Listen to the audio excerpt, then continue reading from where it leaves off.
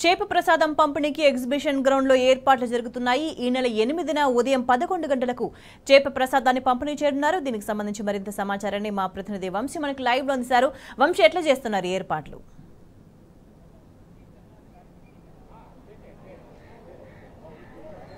మృగశిర కార్తీ సందర్భంగా ప్రతి సంవత్సరం బత్తిని కుటుంబ సభ్యులు అందించేటువంటి చేప ప్రసాదానికి విశేష ఆదరణ ఉన్నటువంటి పరిస్థితులు మనం చూస్తా ఉన్నాము. భారతదేశ వ్యాప్తంగా కావచ్చు, విదేశాల నుంచి కూడా అనేక మంది ఈ చేప ప్రసాదాన్ని స్వీకరించడానికి ఇక్కడికి వస్తూ ఉంటారు. ప్రధానంగా ఆయాసం ఏదైతే ఉపశమనం ఉన్నటువంటి వ్యాధిగ్రస్తులు ఎవరైతే ఉంటారో వారు ప్రధానంగా ఈ చేప ప్రసాదాన్ని స్వీకరిస్తూ ఉంటారు. ఇది రెండు రకాలుగా అందిస్తున్నటువంటి పరిస్థితులు మనం చూస్తాం. ప్రజెంట్ మనం ఎగ్జిబిషన్ గ్రౌండ్లో ఉన్నాం, నాంపల్లిలోని.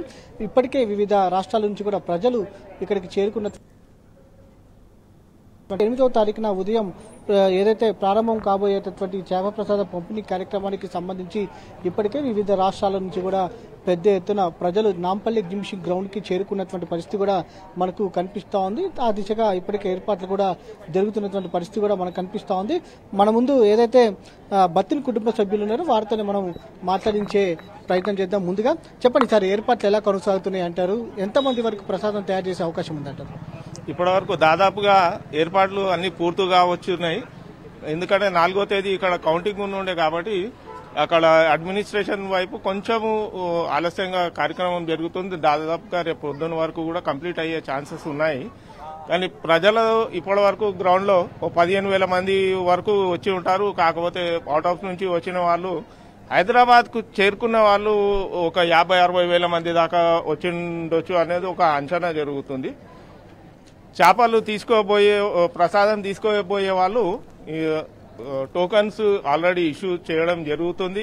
ముందుగా వచ్చి సజావుగా టోకన్స్ తీసుకొని వెళ్లాల్సిందిగా కోరుకుంటున్నాం. అందరినీ ఏర్పాట్లు మటుకు చాలా బ్రహ్మాండంగా జరుగుతున్నాయి ఇప్పటి వరకు అయితే. ఈసారి ఎంతమంది వరకు ప్రసాదాన్ని తయారు చేస్తా ఉన్నారు? ఎన్ని లక్షల మంది వరకు వచ్చే అంచనా మీరు వేస్తా ఉన్నారంట? ఈసారి మేము ఎవ్రీ ఇయర్ అయితే యథావిధిగా జరుగుతుందో ఈసారి 8 జూన్ 11 గంటల నుంచి ఎగ్జిబిషన్ గ్రౌండ్లో స్టార్ట్ అవుతుంది. మేమైతే ఒక అంచనా ప్రకారం ఒక 6 లక్షల మంది వరకు మేము చేప ప్రసాదం రెడీ చేసుకుంటున్నాము. ఇంకా తక్కువ పడ్డా కానీ మేము ఇమీడియట్గా వెళ్ళి కూడా దానికి కావాల్సిన సామాన్ ఏదైతే ఉందో అది రెడీ చేసి పెట్టుకున్నాము. ఇంటికాడ ఉంటుంది. అది మాకు చూసి ఎక్కడన్నా తక్కువ పడితే ఇంకా ఇంటికి వెళ్ళి ఇమీడియట్గా వెళ్ళి అది ప్రిపేర్ చేసుకొని వచ్చే మేము దాని ప్లానింగ్ కూడా చేసి పెట్టుకుంటున్నాము. రెండు రకాలుగా చేప ప్రసాదాన్ని అందిస్తారు కదా, ఇక్కడికి వచ్చేటటువంటి వారికి ఎలాంటి సూచనలు సలహాలు ఇస్తా ఉన్నారు మీరు? ఇక్కడ వచ్చే వాళ్ళకి చేప ప్రసాదం తీసుకునే ముందు ఒక 4 గంటలు ఎంటీ స్టమక్ ఉండాలి, ఖాళీ కడుపు. మళ్ళీ తీసుకున్న తర్వాత కూడా ఒక గంటన్నర సేపు వాటర్ కూడా ఏమి ఇంటెక్ తీసుకోవద్దు ఆ టైంలో. అప్పుడు చాలా మంచిగా బెనిఫిట్ దొరుకుతుంది. దాంతోపాటుగా చేప ప్రసాదం మందు స్వీకరించడానికి వస్తూ ఉన్నారు. వారికి ఆహారానికి సంబంధించి కూడా స్వచ్ఛంద సంస్థలు కూడా పాల్గొంటున్నటువంటి పరిస్థితి కూడా మనం చూస్తూ ఉన్నాము. ఎన్ని స్వచ్ఛంద సంస్థలు పాల్గొంటున్నాయి? దీనికి సంబంధించి భద్రతా పరంగా కూడా పోలీసు వారు ఎలాంటి హామీ ఇచ్చారు మీకు? ఇక్కడ కొన్ని ఎన్జిఓస్ 6 నుంచి 7 ఎన్జిఓస్ వస్తాయి. వాళ్ళు ఈ వచ్చిన పబ్లిక్ ఆల్రెడీ నిన్న నుంచే ఇక్కడ భోజనాలు, breakfast, lunch, dinner Badri Vishal Pitti trust వాళ్ళు ఆల్రెడీ నిన్న నుంచే ప్రారంభించారు. వాళ్ళు అందరూ వచ్చిన పబ్లిక్ అక్కడ తిని భోంచేసి ఇక్కడ కొంతమంది రెస్ట్ తీసుకుంటున్నారు. ఇంకా చాలా మంది ఎవరు వచ్చినా కానీ ఇక్కడ భోజనాలకి వాళ్ళు రెడీ చేస్తున్నారు. బందోబస్తు ప్రకారం అయితే దీనికి law and order police department DCP గారు ఉన్నారు, దానికి ఇన్ఛార్జ్.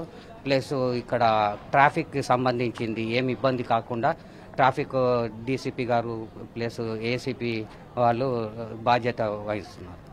అయితే చేప ప్రసాదం ఏదైతే మృగశిర కార్తీ 8వ తారీఖున ఉదయం 11 గంటలకు రాబోతున్నటువంటి నేపథ్యంలో ఆ సమయాన మీరు ఈ కార్యక్రమాన్ని ప్రారంభిస్తూ ఉన్నారు. దానికన్నా ముందు ఇంటికాడ ఎలాంటి కార్యక్రమాలు ఉంటాయి అంటారు? పూజా కార్యక్రమాలు కావచ్చు, ప్రసాద తయారీకి సంబంధించి కూడా. రేపు 7వ తేదీ ఉదయం 11 గంటలకు మా ఇంటి దగ్గర దూద్బోలి సత్యనారాయణ స్వామి పూజా వ్రతం ఉంటుంది. దాని తర్వాత ప్రసాదం, గంగ పూజ, బావి ఉందో ఏదైతే నీళ్లు తీసుకుంటామో ఆ నీళ్ళది పూజ జరుగుతుంది, గంగ పూజ అని అంటారు. దాని తర్వాత ప్రసాదాన్ని ధన్వంతరి పూజ అని చేస్తాము. రేపు సాయంత్రం రేపు అది పూజ అయిపోయినాక ప్రసాదం తయారీ అనేది చేసుకుంటాం. దాని ఎల్లుండి 7:30 వరకు ఉదయం కంప్లీట్ చేసుకొని ఇక్కడ 9 గంటల వరకు వచ్చే విధంగా మేము ప్లాన్ చేసుకుంటున్నాం. ఇక్కడ 9 గంటలకు వచ్చి జనాలకు మటుకు 11 o'clock నుంచి వితరణ అనేది చేస్తాం. ఎంతమంది వచ్చినా సరే కానీ కూడా ఫస్ట్ మొదటి ఇది 179వ సంవత్సరం. 1945వ సంవత్సరం నుంచి కూడా ప్రసాదం తయారీ చేయడం జరిగింది, కానీ జనాలకు ఇవ్వలేదు. 3 సంవత్సరాలు నిరాటంకంగా ఇప్పటి వరకు కూడా 179 సంవత్సరాల నుంచి ఇస్తూ వస్తున్నాం. గవర్నమెంట్ నుంచి కూడా కేంద్ర ప్రభుత్వం నుంచి కూడా మంచి సహాయ సహకారాలు అందుతున్నాయి మాకు. జనాల కోసం జనాలకు నడిచే ప్రభుత్వం కాబట్టి జనాలకు ప్రభుత్వం ద్వారా ఏవైతే సేవలు ఉన్నాయో మానవ సేవ అనేది ఒకటి జరుగుతూ వచ్చింది. కాబట్టి మేము అందరం కూడా ప్రభుత్వానికి నుంచి కూడా ఈ కార్యక్రమాన్ని తాము నిర్వహిస్తున్నట్టు కూడా కుటుంబ సభ్యులు చెప్తున్నటువంటి పరిస్థితి మనం చూస్తాము. ఒకసారి ఎగ్జిబిషన్ గ్రౌండ్ లో కూడా చూడొచ్చు. వివిధ రాష్ట్రాల నుంచి కూడా పెద్ద ఎత్తున ప్రజలు ఈ కార్యక్రమానికి ఏదైతే చేప ప్రసాదాన్ని స్వీకరించడానికి ఇక్కడికి వస్తున్నటువంటి పరిస్థితి కూడా మనకు కనిపిస్తా ఉంది. ఇప్పటికే టోకెన్లకు సంబంధించి కూడా గంటలకు ఈ కార్యక్రమం